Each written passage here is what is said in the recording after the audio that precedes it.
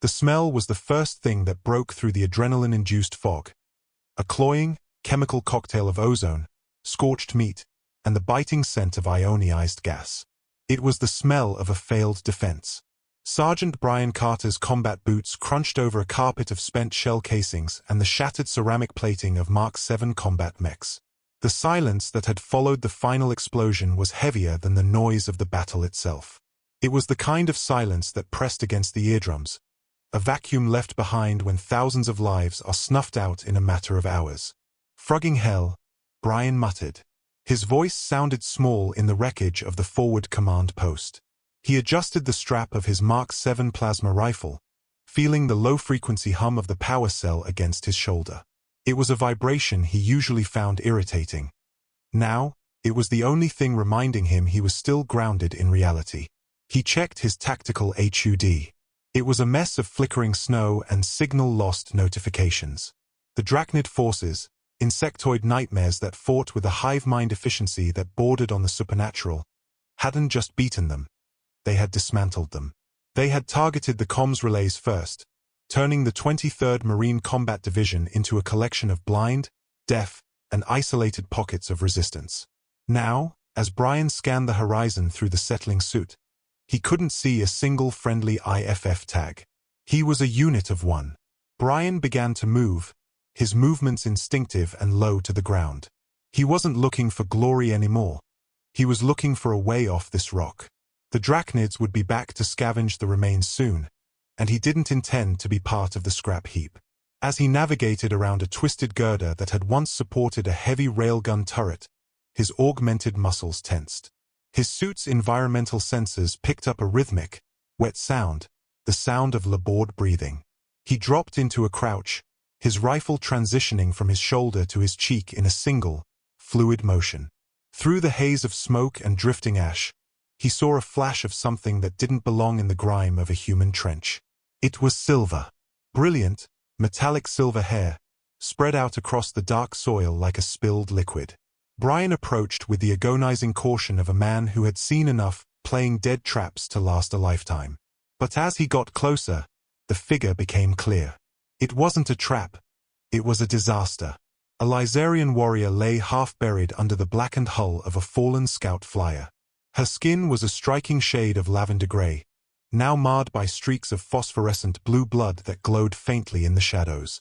The Lizarians were humanity's most formidable allies, a race of warrior philosophers who viewed combat as a spiritual endeavor. Seeing one like this, broken and discarded, felt like an omen of the end. Her eyes fluttered open. They were the color of a gathering storm, deep and turbulent. "Don't move," Brian said, his voice dropping into a low, steady baritone. He knelt beside her, his rifle still swept outward to cover the perimeter. "I'm Sergeant Brian Carter, Earth Marine Corps. I've got you." "Kira," she gasped, the name catching in a throat constricted by pain. "Kira Banis. 3rd Strike Force. I cannot feel my legs, human." Brian didn't waste time with platitudes. He pulled a handheld medical scanner from his belt and ran it over her lower torso. The display turned a sickening shade of crimson. Her spine hadn't just been hit. It had been crushed by the weight of the flyer's hull. The neural pathways were severed. In any other circumstance, a Lizarian of her rank would have been medevaced to a high-orbit spire within minutes. Here, in the mud of a lost world, she was a casualty waiting for a mercy kill. "Your spine is compromised, Kira," Brian said, his eyes scanning the ridgeline. His HUD flickered. 3 red dots appeared on the edge of the static. "Drachnid scouts. We're in a hot zone. They are regrouping." Kira looked at him, her storm-gray eyes remarkably clear despite the trauma. She knew the math. In a retreat, an immobile soldier was a death sentence for the one trying to carry them. It was a universal rule of war, shared by both their species. "Leave me," she said, her voice regaining a sliver of that melodic, Lizarian authority. "You have your rifle and your health. Save yourself, Sergeant. I will wait for the first light to take me." Brian looked at the red dots on his display. They were moving closer, hunting in that jagged, erratic pattern the Drachnids used when they smelled blood. He looked back at Kira. Her armor, a beautiful blend of ancient aesthetic and hyper-advanced alloys, was shattered at the hip. She looked like a fallen goddess in a trash heap. Yeah, well, Brian growled, sliding his rifle into its magnetic backlock. He stepped toward the wreckage of the flyer and braced his boots. I was never very good at following orders, especially ones as stupid as that. He gripped the edge of the scout flyer's hull. His combat suit groaned, the hydraulic actuators in his arms and legs whining as he pushed his power output to the red line. With a guttural roar, he heaved. The massive slab of metal shrieked against the ground, shifting just enough for him to see the extent of her injuries. "What are you doing?" Kira hissed, her breath hitching as the pressure changed. "It is illogical. You risk the survival of the whole for the sake of a broken unit." "Like hell," Brian said, reaching down to carefully slide his arms beneath her. "I didn't survive this entire shitshow just to leave a friend behind. Besides, you Lizarians owe me a drink for that time we shared a trench on Sci Fi. I'm here to collect." A ghost of a smile touched her lavender lips, a flash of white teeth against the gray. "Stubborn human. You would die for a debt of fermented grain." "You haven't seen stubborn yet, sweetheart," Brian replied. He lifted her with a grunt, marveling at how light she felt despite her height. The Lizarians had a different bone density, built for grace and explosive speed, not the heavy-lifting endurance of a human. He adjusted his grip, settling her against his chest. Her silver hair brushed against the seal of his helmet, smelling faintly of ozone and something sweet, like jasmine. It was a jarring contrast to the stench of the battlefield. "Hold tight," he whispered, his eyes locking onto the tactical map. The red dots were now less than 200 meters away. "We're about to make an extremely unauthorized withdrawal from this party." Brian didn't run. Running was for people who weren't carrying precious cargo. He moved in a rhythmic, jarring lope, utilizing the shadows of the wreckage to mask their silhouette. Every step sent a jolt through his frame, but he kept his core stable, shielding Kira's damaged spine from the worst of the vibration. Behind them, a series of high-pitched, chittering shrieks echoed through the ruins. The Drachnids had found the spot where she'd been lying. They were late. "They are behind us," Kira murmured into the crook of his neck. Her senses, even in her state, were sharper than his. 3. No, 4. They are catching the scent of my blood. "Then we'll just have to give them a different scent to follow," Brian said, his mind racing. He saw a collapsed tunnel entrance leading toward the old sublevels of the command post. It was a gamble. Going underground could mean getting trapped, but out here in the open, they were just target practice. As he ducked into the darkness of the tunnel, the transition from the gray twilight of the surface to the pitch black of the ruins was instant. Brian flipped his HUD to thermal. The world turned into a ghost map of blues and greens. "You are still carrying me," Kira noted, her voice a soft vibration against his chest plate. "The distance to the next extraction point is miles. Your power levels will deplete." "Then I'll walk on my own damn legs," Brian countered.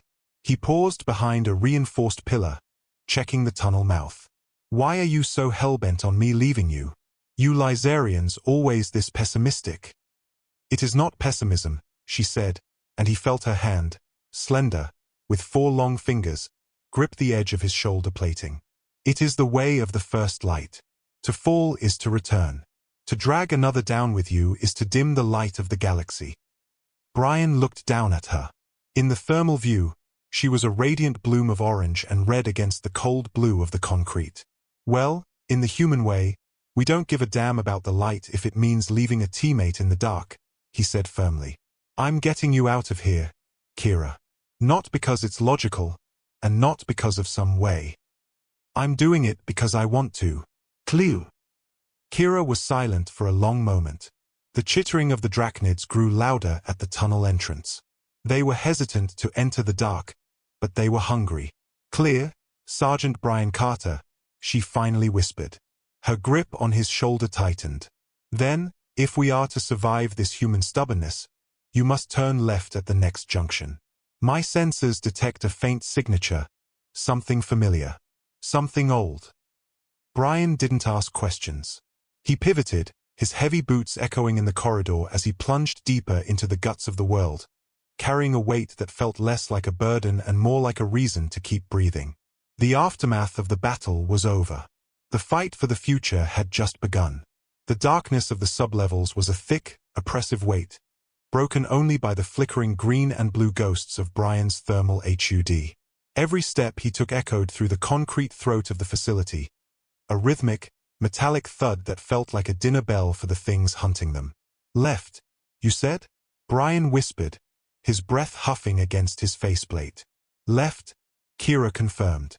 Her voice was steadying, though he could feel the tremors in her frame whenever his gait became too jarring. "The signature is faint, but it has the resonance of a high-density power cell. Lizarian manufacture." "Great. If it's a bomb, I'm going to be very disappointed in our friendship," Brian huffed, pivoting into a narrow maintenance corridor. The Drachnids weren't far behind. Their chittering had transitioned from curious to aggressive, a series of rapid-fire clicks that bounced off the walls, making it impossible to tell if they were 50 meters back or right around the next bend. Suddenly, the corridor opened into a wider staging area, and Brian's HUD flared with warning icons. For heat signatures, spindly, multi-limbed, and radiating a sickly yellow-white in the infrared, were clinging to the ceiling. "Contacts." "Ceiling," Brian hissed.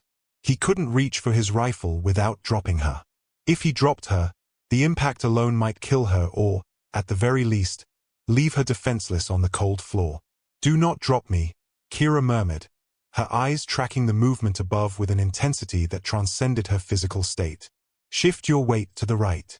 Give me access to your sidearm holster." "My sidearm?" "Kira, that's a .50 caliber hand cannon. The recoil alone. I am a daughter of the Third Strike Force, human. I have mastered the gravity-well cannons of the high spires. Your primitive kinetic slug thrower will not defeat me." Brian grinned despite the sweat stinging his eyes. Spoken like a true princess. He shifted his grip, hefting her higher against his chest and leaning his body to the right, presenting the heavy mag-locked pistol on his thigh. He felt her slender, lavender hand slip the weapon from its holster. It looked massive in her grip, but she held it with a terrifying, practiced stillness. The Drachnids dropped. They didn't fall like rocks. They unfurled like umbrellas, their barbed limbs reaching for Brian's helmet. Boom! The corridor erupted in a deafening roar. The muzzle flash was blinding in the dark, momentarily scorching Brian's night vision, but the result was unmistakable. The lead Drachnid was turned into a cloud of chitinous shrapnel mid-air. Boom! Boom! Kira fired with a rhythmic, cold precision. She didn't just aim, she predicted. She caught the second one as it tried to wall-run toward them, the heavy slug shattering its primary thorax. The third took a round directly through its sensor cluster. The fourth hesitated, a rare show of Drachnid self-preservation, and scrambled back into the vents. Brian didn't wait for a round two. He broke into a hard sprint, the actuators in his suit screaming as he pushed through the smoke of the discharge. "Not bad, Princess," Brian panted, his heart hammering against his ribs. "Remind me never to give you the keys to the gun locker." "The balance is rudimentary," Kira remarked, though her hand was shaking as she maglocked the pistol back onto his leg. "But the kinetic transfer is satisfying. Your people have a strange love for violence that leaves a mess. It's called character, Kira." They reached the end of the corridor, where a heavy blast door stood half-melted, as if someone had tried to weld it shut from the inside in a hurry. Brian kicked the emergency release, and the door groaned open to reveal the interior of a downed Lizarian transport that had crashed through the ceiling of the sub-level weeks ago. The air inside was different, cleaner, filtered by a dying life support system. And in the center of the hold, glowing with a soft, ethereal violet light, was the healing chamber. Brian set Kira down on a diagnostic bench with the gentleness of a man handling glass. He turned to the chamber, his eyes widening. It didn't look like human medical tech. It looked like a sarcophagus carved from a single giant amethyst, pulsing with a slow, heartbeat-like rhythm. "That's it, isn't it?" Brian asked, his hand hovering over the crystalline surface. "The chamber of first light," Kira whispered, her face pale. "It is more than a medical device, Brian. It is a biological loom. It will reweave my nerves. Yes, but it requires a template. An anchor." She looked up at him, her storm-gray eyes filled with a weight he didn't quite understand yet. "To save me, you must enter with me. Our blood, our breath, our very essences, they will be laid bare to one another. There are no secrets in the chamber. Once we join, we are no longer two separate beings. We are a resonance." Brian looked back at the door. The chittering was returning, louder now, and accompanied by the heavy thud of a Drachnid warrior, the big ones. They were out of time and out of options. "I've never been much for secrets anyway," Brian said, his fingers finding the manual override for the pod. "How do we start?" The chittering at the door wasn't just a sound anymore. It was a physical vibration, a jagged scraping of bone claws against reinforced steel. The blast door groaned, a deep, metallic wail that signaled the Drachnid warrior on the other side was beginning to peel the entrance open like a tin can. "We start now," Brian said, his voice dropping the bravado. He reached out, his gloved hand moving toward the violet crystal. "Wait!" Kira gripped his wrist. Her strength was fading, but her gaze was piercing. "You must understand. My people do not share this lightly. The healing chamber creates a genetic and neural bridge. It doesn't just fix what is broken, it aligns the survivors. Among the Lizarians, this is more binding than any vow. If we do this, I will be in your head, Brian. Your memories, your fears, your loves, they will be mine. And mine will be yours." Brian looked at the door. A long, serrated limb pierced through the gap in the metal, twitching with predatory hunger. "Kira, if we don't do this, the only thing we'll be sharing is a grave," Brian replied. He didn't hesitate. He slammed his palm against the activation rune. The resonance. The amethyst surface of the pod didn't slide open. It dissolved into a shimmering mist of violet particles. Brian lifted Kira into the basin of the chamber. As he stepped in beside her, the air felt thick, like walking through warm, electrified water. The moment the mist reformed into a solid crystalline shell around them, the sound of the world outside, the screaming metal, the Drachnid roars, vanished into a profound, humming silence. "Breathe with me," Kira whispered. Brian felt the first surge. It wasn't pain, but it was violent. A rush of liquid fire that started at his fingertips and raced toward his spine. Beside him, Kira gasped. Her silver hair began to glow, the strands lifting and swirling in the zero-gravity environment of the pod's interior. Then, the walls of his mind fell down. It started as a flicker of images. He saw the high spires of Lizara, cities made of light and glass suspended above oceans of purple mist. He felt the cold sting of a Lizarian winter and the heat of a ritual blade against his palm. These weren't his memories, but he felt them with the vividness of his own childhood. In return, he felt Kira's shock as his own life flooded into her. She experienced the gritty, crowded streets of old Chicago, the smell of rain on hot asphalt, and the fierce, protective love he felt for his younger sister. She felt his grief for his fallen squad, the 23rd, and the crushing weight of being the sole survivor. Stubborn human, her voice echoed in his mind, though her lips didn't move. "You carry so much guilt."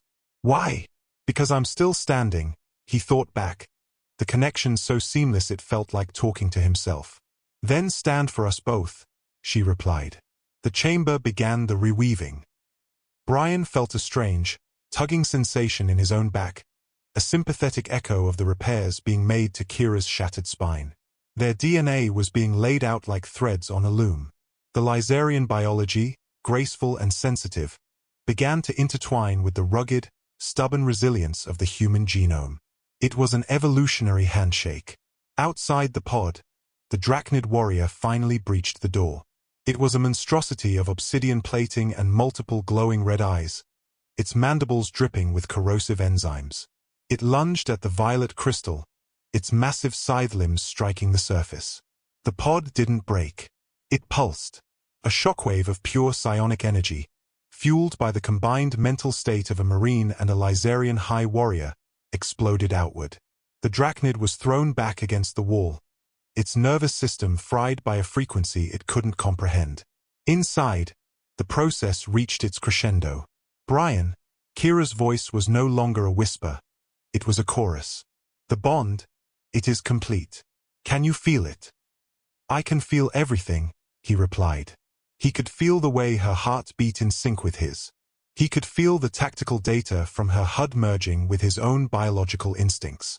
He could even feel the subtle, strange spark of something new, a third presence, a tiny, golden ember of life beginning to glow at the junction of their merged essences. The pod hissed, the violet mist dissipating. Brian stepped out first, but he didn't feel like the same man who had crawled out of the wreckage. He felt faster, sharper. His vision was no longer just thermal. He could see the flow of energy in the room. He reached back and took Kira's hand. She stood up, slowly at first, then with a fluid, predatory grace that made his heart skip. Her grey eyes now had flecks of his brown, and his own eyes had taken on a metallic, stormy sheen. She looked at the dazed, drachnid warrior struggling to its feet. She didn't reach for his pistol. She simply held out her hand, and Brian, moving without a word, drew his energy blade. He didn't give it to her. He simply knew exactly where she needed it to be. They moved as a single organism. Kira took the blade, her movements a blur of silver and lavender. Brian raised his rifle, firing shots that didn't just target the enemy, but forced the enemy into the path of Kira's strike. It was a lethal dance, a combat symphony that no training manual in the galaxy could have taught. The drachnid warrior was dead before it even realized the paralyzed alien was standing. Kira leaned against him, her breath warm against the neck seal of his suit. Through the bond, he felt her triumph, her exhaustion, and a sudden, sharp spike of realization. "Brian," she said, her hand moving to her stomach, her eyes wide. "The chamber, it didn't just heal me. It accelerated the resonance. Our biological compatibility, it was perfect in a way the loom could not ignore." Brian froze, his tactical HUD still highlighting threats that no longer existed. He felt the tiny spark in his mind again, the golden ember. It felt like him. It felt like her. "Wait," Brian said, the silence of the room suddenly feeling very loud. "Are you saying what I think you're saying?" Kira gave him a mysterious, beautiful smile, the kind that usually preceded a very dangerous mission. "I believe, Sergeant, that our unauthorized withdrawal just became a family trip." The transition from the silence of the pod to the reality of the sub-levels was like a physical blow. Brian's HUD was screaming with new data, but it was no longer just digital. He could feel the facility breathing. He could sense the heat of the drachnid patrols 3 floors up, vibrating through the soles of his boots like a distant drumbeat. "It's too much," Brian grunted, rubbing his temples. "I'm seeing through the walls, Kira. My head feels like it's being fed 5 different video feeds at once." Kira stepped closer, her hand resting on the center of his chest plate. Instantly, the mental noise subsided. She acted as a filter, her Lizarian mental discipline wrapping around his raw human perception like a cooling shroud. "Focus on the rhythm, Brian," her voice echoed in his mind, clearer than any radio. "Don't try to see the whole world. See the path." "Right. The path," Brian exhaled, his vision stabilizing. He looked at his rifle. It felt different, lighter, almost like an extension of his own arm. "We have 3 kilometers of tunnels, 200 drachnid scouts, and at least 1 heavy interceptor between us and that bunker. And now, we're carrying a passenger." He looked at her abdomen. The golden ember he felt through the bond wasn't just a metaphor. It was a burgeoning consciousness. It was small, but it was hungry for information, soaking up the tactical environment through their shared senses. "He, or she, is helping," Kira whispered, her eyes glowing with a faint violet luminescence. "Look at your tactical display." Brian blinked. His HUD was no longer flickering with static. Instead, the red icons of the drachnids were being highlighted with predictive vectors. The system was showing him where the enemies would be in 5 seconds. "The kid is hacking my HUD?" Brian asked, a disbelieving laugh escaping his throat. "Our child is a bridge, Brian. a fusion of Lizarian neural link technology and human adaptive processing.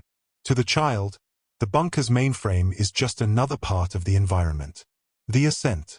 They moved out of the transport wreckage, no longer a soldier carrying a casualty, but a twin-pronged spear. They didn't use the stairs. They moved through the elevator shafts, Brian using his suit's mag-grips while Kira climbed the sheer walls with the effortless grace of a mountain cat. At the first junction, a squad of 6 Drachnid scouts skittered into view. In the past, Brian would have ducked for cover and engaged in a prolonged firefight. Now, he didn't even slow down. He fired a single plasma bolt at a steam pipe above the scouts. As the scalding vapor blinded them, Kira dropped from the ceiling. Her energy blade was a blur of light, reaping through the scouts before they could even level their needle rifles. Brian followed up with 3 precise shots, picking off the stragglers that tried to retreat. Left flank, high, Kira's thought flashed. Brian spun and fired without looking. A Drachnid lurker, mid-leap from a ventilation duct, was caught in the chest and vaporized. "This is cheating," Brian muttered, reloading his power cell. "I feel like I have eyes in the back of my head." "You do?" Kira replied, a hint of amusement in her mental tone. "They are my eyes. And mine are yours." As they neared the surface, the air grew colder, and the distant boom of orbital bombardment shook the foundations of the facility. The Drachnids were getting desperate. They knew something had changed in the sublevels. They knew the prey had turned into something else entirely. Suddenly, a massive tremor rocked the hallway. The ceiling ahead of them buckled, and a Drachnid Ravager, a 3-ton beast of armor and serrated blades, crashed through the floor above. It roared, a sound that bypassed the ears and vibrated directly in the bone. Brian stepped forward, but Kira stopped him. "Wait," she said, her hand going to her stomach. "Ares wants to show us something." "Ares? We're naming him already?" "It felt right," she murmured. Through the bond, Brian felt the ember flare into a sun. The golden light in his mind expanded, reaching out toward the Ravager. The beast froze. Its glowing red eyes flickered, turning a pale, confused violet. The Ravager's mandibles clicked, but not in aggression. It stepped back, its massive head tilting as if listening to a frequency it couldn't ignore. It seized the Unity, Brian realized, his breath hitching. The kid isn't just hacking machines. He's hacking the hive mind. For a heartbeat, the Ravager stood perfectly still. Then, it turned its massive bulk around and began to tear into the reinforced wall behind it, carving an exit for them that led directly to the surface, bypassing the Drachnid ambush waiting at the main stairs. Aggressive parenting, Brian noted, impressed. "I like it." They emerged onto the surface into a landscape of fire and ash. The sky was a bruised purple, filled with the streaks of descending dropships. But these weren't Drachnid ships. They bore the dual crest of the Human Alliance and the Lizarian High Command. "The extraction is here," Brian said, shielding his eyes. But as the ships landed, they didn't just deploy medics. Heavy weapon teams and high-ranking officials stepped onto the ramp, their weapons leveled, not at the horizon, but at the 2 figures emerging from the smoke. "Stay where you are." A voice boomed over a loudspeaker. It was Admiral Thompson, Brian's old commanding officer. "Sergeant Carter, step away from the alien. We're picking up impossible readings from your suit. You're registering as a biohazard." Beside him, Matriarch Alara of the Lizarian High Command stood with her guard, her eyes fixed on Kira. "Daughter, what have you done? Your resonance, it is a heresy against the First Light." Brian felt Kira's hand slip into his. He felt her fear, but more than that, he felt her resolve. He looked at the guns pointed at them, his own people and hers, all afraid of the thing they didn't understand. "We aren't a biohazard, Admiral," Brian shouted back, his voice amplified by the bond until it echoed across the clearing. "And we aren't a heresy." He felt Ares stir in the shared consciousness, a pulse of pure, golden calm that flowed out from them, touching every soldier in the clearing. The tension in the air didn't just snap, it dissolved. "We're the future," Brian said, stepping forward with Kira at his side. "And you're going to want to hear what we have to say." The tension in the clearing was a physical pressure, a suffocating weight that felt like the moment before a lightning strike. On one side, the Alliance Marines stood with their rifles braced, their faces hidden behind cold, polarized visors. On the other, the Lizarian honor guard held their energy glaives at the ready, the air humming with the lethal potential of their blades. Admiral Thompson stepped forward, his boots crunching on the ash-covered soil. He was a man carved out of granite, but his eyes were wide with a rare, flickering uncertainty. "Carter, I'm seeing your vitals on the local net. Your heart rate is synchronized with hairs to the millisecond. Your brain waves, they aren't even human anymore. They're a polyphonic mess." "It's not a mess, Admiral," Brian said, his voice echoing with a dual-toned resonance that made the nearby Marines flinch. "It's a harmony." Matriarch Alara's eyes were fixed on Kira. "Kira Banis, you were a scion of the Third Strike. You knew the protocols of the chamber. To bond with a lower-order species, to merge the sacred light with the grit of Earth, it is a corruption of our lineage." Kira took a step forward, her hand still locked in Brian's. Her silver hair seemed to catch the dying light of the sun, glowing with an inner violet fire. "Lineage is a map of where we have been, Matriarch. This," she gestured between herself and Brian, "is a map of where we are going." My legs were shattered. My spirit was returning to the first light. It was the grit of Earth that held me. It was his stubbornness that refused to let the light go out. Suddenly, the ground shook. But it wasn't an earthquake. High above, the clouds parted to reveal a Drachnid hive ship, a jagged obsidian mountain drifting into the lower atmosphere. It had bypassed the orbital blockade, drawn by the massive psionic flare of the chamber's activation. It began to deploy thousands of drop pods, glowing like angry embers in the sky. "Contacts. Incoming," Thompson barked, his professional instinct overriding his confusion. "Form a perimeter. Protect the VIPs." "Don't bother," Brian said, his eyes turning a solid, shimmering gold. Through the bond, Ares, the ember, the child, had felt the threat. The infant consciousness didn't feel fear. It felt a protective, territorial urge that was purely human, guided by a Lizarian's intuitive grasp of universal energy. "Father, Mother, let me," the voice whispered in their shared mind. Brian and Kira didn't speak. They simply closed their eyes and opened the gates of their shared consciousness. The effect was instantaneous. Every piece of technology in the clearing, the Alliance dropships, the Lizarian glaives, the automated turrets, even the Admiral's personal HUD, began to hum in a single, unified frequency. The violet light of the Lizarians bled into the blue electronics of the humans. Their impossible integration began. The Alliance dropships didn't just fire their cannons. They fired plasma bolts infused with Lizarian soul resonance, turning the projectiles into heat-seeking spirits of destruction. The Lizarian energy shields expanded, their geometric patterns reinforced by human structural engineering algorithms, becoming an impenetrable dome that covered the entire clearing. The Drachnid drop pods hit the shield and shattered like glass against stone. "My God," Thompson whispered, lowering his sidearm. He watched as his own ships, now guided by a singular, unborn mind, dismantled the Drachnid assault with a terrifying, elegant efficiency. They're talking to each other. The machines are talking." "It's not just the machines," Matriarch Alara said, her voice trembling as she felt the ripple of the child's presence through her own Lizarian sensitivity. "The child, it is the bridge. It sees the harmony in the discord." The hive ship above tried to fire its primary beam, a world-ending lance of dark energy. But before the weapon could charge, the child reached out. The Drachnid's own organic computer systems, built on a hive mind logic, were suddenly flooded with a message they couldn't process: unity. The hive ship's engines sputtered. Its weapon systems locked. It didn't explode.